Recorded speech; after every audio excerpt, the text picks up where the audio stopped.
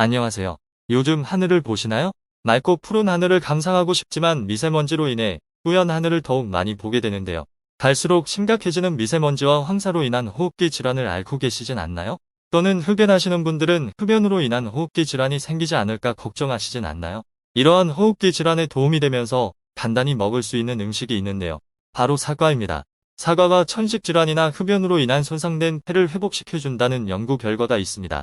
영국의 킹스 대학과 사우스햄튼 대학교의 연구자들은 일주일 동안 2개 정도의 사과를 먹은 사람은 먹지 않은 사람보다 천식 발생의 위험을 약 22%에서 23% 낮출 수 있다고 합니다. 또한 국제암센터 자료에 따르면 사과의 퀘세틴 성분은 각종 대기오염물질과 흡연으로부터 폐를 보호하는 작용이 있어 기관지암의 성장을 억제한다고 합니다. 이렇게 사과는 천식 질환의 위험성을 낮춰주고 흡연자에게는 니코틴 해독 작용을 해줘 폐 기능을 보호해 주는데요. 사과의 퀘세틴 성분은 세포 노화와 조직 손상을 막아주며 사과의 붉은 껍질에 풍부한 안토시아닌은 강력한 항산화 효능이 있어 혈액 중에 떠다니는 활성산소를 억제하고 개선하여 세포의 손상을 최소화합니다. 하지만 이 퀘세틴과 안토시아닌 성분은 90% 이상 사과의 껍질에 풍부하기 때문에 껍질째 드시는 것이 좋습니다.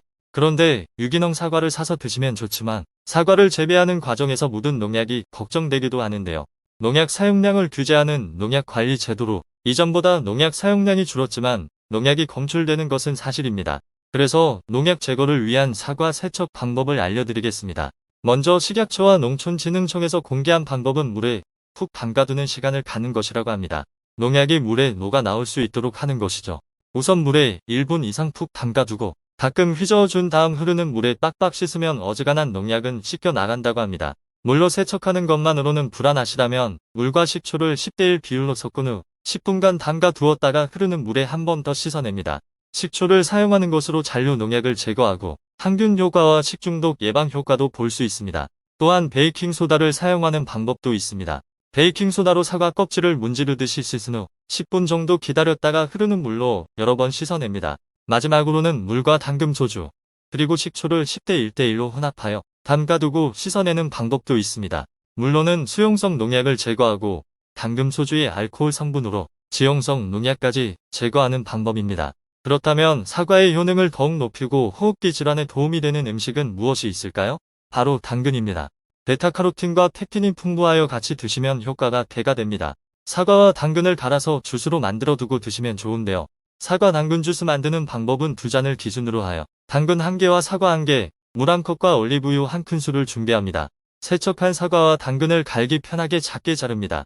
자른 당근은 끓는 물에 넣어 5분 정도 익혀줍니다. 당근을 익히면 섬유 조직이 연해지면서 소화도 잘 되고 베타카로틴 흡수율도 증가합니다.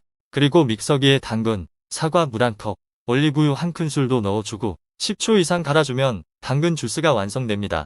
올리브유를 넣으면 베타카로틴을 포함한 다양한 지용성 영양소의 흡수율을 높여 건강상의 이점을 극대화할 수 있습니다.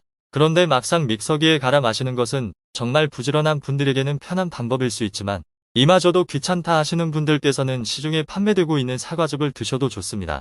영양소가 파괴되지 않도록 순간 고온이나 저온 살균한 뒤 원료를 그대로 담는 비농축과즙이 판매되고 있습니다. 사과의 또 다른 좋은 효능은 무엇이 있을까요? 혹시 평소에 변비로 고생한다거나 소화가 잘 되지 않는다고 느끼시나요? 장 건강은 면역력과도 크게 관련되어 있어 장이 좋지 않은 경우에는 모든 건강의 위험 신호이기도 합니다. 사람들은 특히 장이 아플 때는 기운을 내지 못하며 집중력도 현저히 떨어지기도 하고요. 이렇게 장 건강이 좋지 않은 분들 역시 사과를 드시면 매우 좋습니다.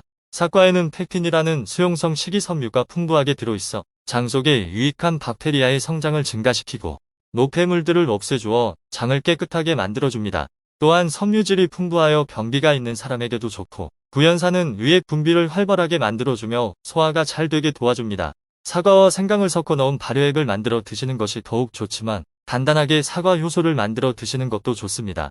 사과 효소를 만드는 방법은 먼저 사과를 앞서 말씀드린 방법으로 꼼꼼하게 세척하고 잔류 농약이 남아있을 수도 있으니 꼭지를 제거해주세요. 그리고 독성 성분이 있는 사과씨도 제거합니다. 사과를 얇게 썰어 설탕이 잘 스며들 수 있도록 해줍니다. 물기를 완전히 제거한 용기에 손질한 사과와 설탕이 1대1 비율이 되도록 섞어줍니다. 그리고 나서 3개월 정도 실온에서 숙성시킵니다. 잘 숙성된 효소를 물과 1대3 비율로 섞어서 마시면 됩니다. 장 건강이 좋지 않다고 느끼시는 분들은 간단히 사과 효소를 만들어 드시면 장 건강과 면역력 향상에 도움이 됩니다. 그렇다면 1년 내내 먹을 수 있는 사과를 하루에 어느 때에 먹어야 할까요? 많이 아시다시피 아침에 먹는 사과는 금사과라고 불릴 만큼 건강에 좋다고 하는데요. 한 번쯤 왜 아침에 먹는 사과를 금사과라고 하는지 궁금해하신 적은 없으신가요? 그 이유는 사과가 위와 장의 운동을 촉진시키기 때문인데요. 사과의 유기산 성분이 위의 활동을 촉진시켜 위액의 분비를 활발하게 하고, 식이섬유는 장을 부드럽게 자극해 장 운동을 활발하게 해줍니다. 아침에 사과를 섭취 후 장 운동이 자극되어 변을 본다면 밤새 쌓인 독소와 노폐물이 변과 함께 배출되기 때문에 아침에 먹는 사과가 좋은 이유입니다. 반면에 밤에 먹게 되면 이러한 위장 운동의 자극으로 인해 위액 분비를 촉진시키고, 과다한 섬유질로 인해 장이 자극되어 예민한 사람은 속이 쓰리거나 뱃속이 불편해 숙면을 방해할 수 있기 때문에 자기 전에 사과를 드시는 것은 피하시는 것이 좋습니다. 그렇다고 모든 사람이 무조건 아침에 사과를 섭취해도 괜찮다는 의미는 아닙니다. 아침에 드시는 것을 피해야 하는 분들이 계시는데요. 사과의 유기산이 위의 산도를 높여 위벽을 자극할 수 있기 때문에 평소 위장이 약해 속쓰림이 있는 분이시거나 당뇨질환이 있는 분들도 아침에 사과를 섭취하시는 것은 피하시는 것이 좋습니다. 각자의 체질에 맞추어 드시는 것이 현명한 섭취 방법입니다. 또한 한의학에서는 매일 아침에 먹는 사과가 태음인이 아닌 태양인에게는 맞지 않는 과일이라고 합니다. 지금까지 폐기능 향상과 장 건강에 좋은 사과의 효능과 섭취 방법들에 대해 알아보았습니다. 최근에는 건강에 대한 관심이 증가하여 이를 반영한 기능성 품종이나 토마토처럼 쉽게 즐길 수 있는 작은 사과의 개발을 시도하고 있다고 하네요.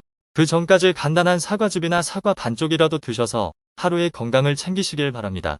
이번 영상이 도움이 되셨다면 좋아요, 구독, 알림 설정까지 부탁드립니다. 여러분들의 관심은 영상을 제작하는 데 큰 힘이 됩니다. 감사합니다. 건강하세요.